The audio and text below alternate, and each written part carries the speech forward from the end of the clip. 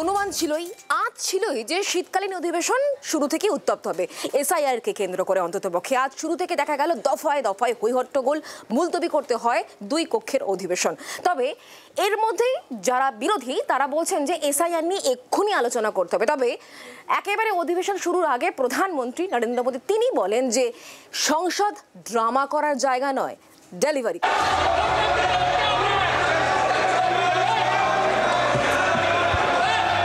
सदन की कार्रवाई आज 12 बजे तक के लिए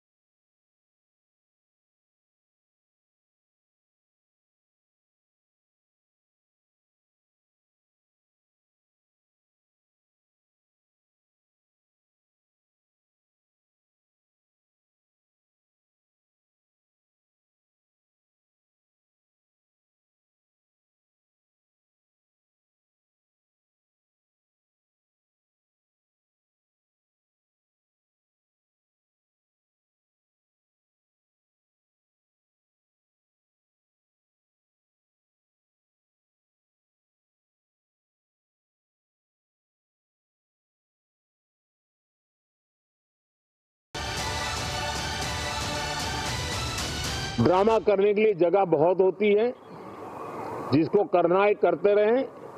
यहाँ ड्रामा नहीं, डिलीवरी होनी चाहिए। नारे के लिए भी जितने नारे बुलवाने हैं वो पूरा देश खाली पड़ा है। जहाँ पराजित होकर के आए वहाँ बोल चुके हो, जहाँ अभी पराजय के लिए जाने वाले हो वहाँ भी बोल दीजिए। It is a huge issue for democracy. What is going on, whether it's the election situation or the SIR, these are huge issues. Let's discuss them. What is parliament for? Let's discuss them. Let them have a discussion.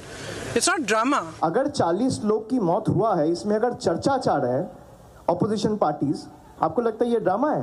Pahalgam पे अगर चर्चा चाह रहे हैं, ये drama है? विपक्ष कभी ड्रामा नहीं करता।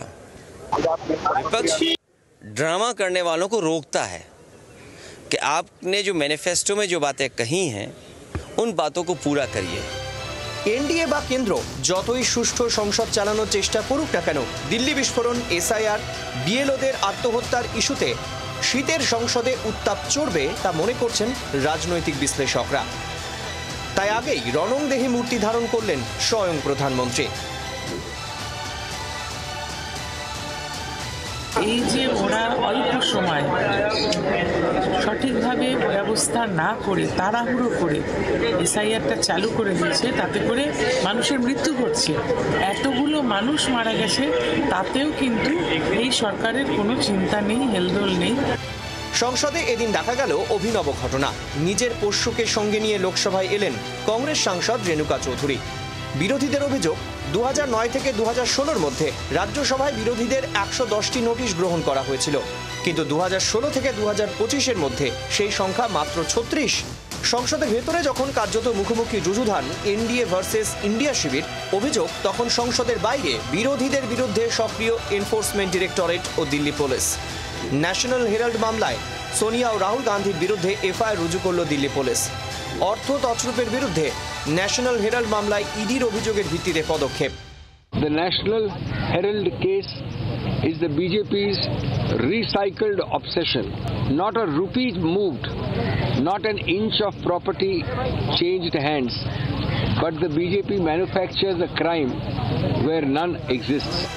বিরোধীদের তোলা এসআইআর নিয়ে কোনো আলোচনা হবে না সংসদে, স্পষ্ট জানিয়ে দিয়েছে মোদী সরকার। ব্যুরো রিপোর্ট, জি 24 ঘন্টা। বাংলার আওয়াজ, বাঙালির আবেগ, জি 24 ঘন্টা।